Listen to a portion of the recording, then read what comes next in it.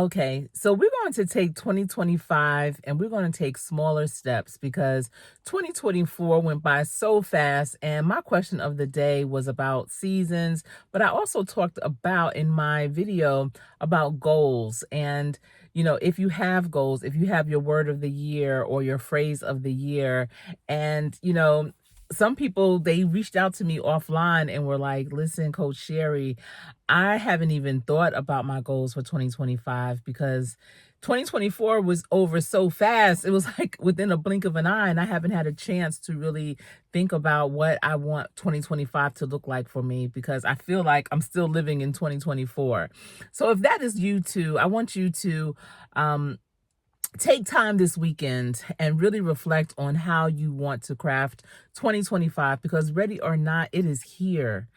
And I am going to also be dropping another podcast. I do have a podcast line or tab here on YouTube, and my podcasts are posted on Spotify, Apple, whatever the other platforms. There's a ton of platforms of podcasts. And, I'm trying to do some series where it's 2 to 3 versions on one topic.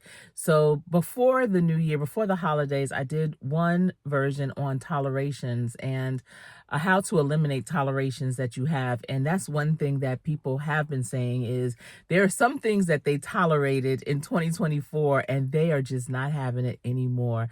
They want to do something different. They want to really, take charge of their life and not just do what other people are expecting of them and things that are making them stressed out, regretful, mad, angry, all those things. They, want to remove some of those tolerations. So my podcast before the holidays, I talked about how to eliminate them. But my new one that's coming out that I'm about to drop is going to be on how to live an intentionally toleration-free life. How to understand, though, you have to first understand what are those things that you are tolerating and what your true expectations are. How are you showing up within those expectations? Because some people say, oh, I want respect, but they're not carrying themselves in a respectful way and or are not treating others respectfully. So, you have to understand and have self-awareness and be mindful of that, of how you're showing up with what your expectations are. Because I always believe, do unto others as they do unto you. So that means whatever you are expecting of others, be sure that you are also reciprocating that. So tolerating things that are not fulfilling your life, that you feel are holding you back, holding you down, that are just putting these ill will feelings inside of you, low energy. We can't continue with that. We can't continue living that way in 2025. And you absolutely can live a tolerant, free lifestyle, but it again has to be intentionally done. And that's writing things down. That's being an effective communicator. Being an effective communicator is speaking the words to others of, what you expect, or, just having those real conversations where you're able to express your true feelings. And it's also about being an active listener, listening to the things that they are saying too, not cutting them off, letting them complete their sentences and their thoughts. So many people are just playing double dutch when they're having conversations and are just waiting for their chance to jump in. And sometimes they don't even wait for that chance. They just jump in and the person be like, oh, wait, I was still talking. Hold on. So we have to be more conscious of that. And you wouldn't want anyone to jump in while you're expressing your point of view or telling your side or whatever, or just having that conversation. That's not what a real, true, effective conversation or communicator does, or a conversation. That's not what it sounds like, where it's just this tit for tat. Now, I know growing up, and I do have a friend from childhood, and her and I, we always had so much to say. And when we would talk, we would almost talk at the same time, but we could still hear each other.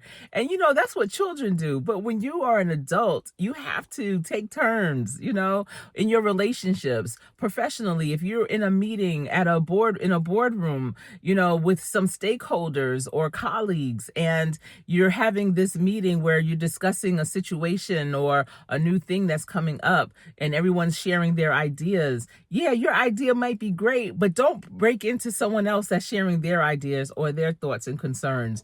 Let them get that out, and then you come back. And sometimes it's good to wait, because you may not say exactly what you would have said in that instant. It gives you a chance to really develop whatever it is that is on your mind. Jot down some notes. I know for me, as a vintage woman, as a seasoned woman of over 50, 55, double nickel, I know that if I'm in a meeting or having a conversation, I always have something near where I can jot a note or two down on. And, sometimes I'm like, things come up in my head, ideas or whatever. And in lieu of jumping in, not waiting my turn, I just jot down a couple of words so I can remember. Because as a woman of a certain age, you will forget. And then it's like, man, I know I had a good point I wanted to make. So if that's you too, then you definitely need to just jot down a couple of words so it can jog your memory. So when it does come back around, and the microphone will come back around, you are able to share what it was that's on your mind. But if you're really interested in how to intentionally live a tolerant-free lifestyle, be sure to check out my podcast that's coming up. I'm definitely dropping it today. It'll probably be later on. I'm not sure. I have a pretty stacked day today. I'm going to be doing some things with my son, my sunshine, and, a little later on in the evening. So whenever we are complete with that, maybe before, I'm not sure. It just depends on how the rest of my day shakes. I will be dropping that. Leave me a comment down below. Let's keep this conversation going. Are you currently living a tolerant-free life? Really think about it. Don't just jot down the first thing that comes to your mind. Be truthful. Are you truly living a tolerant-free lifestyle? It is a challenge now.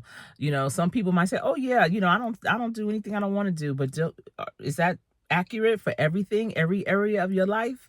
And if so, please let me know. How are you doing it? Because I'm always interested in learning some new things as well, but I am definitely going to share some strategies and tips that will help you be on your way to living that tolerant free life.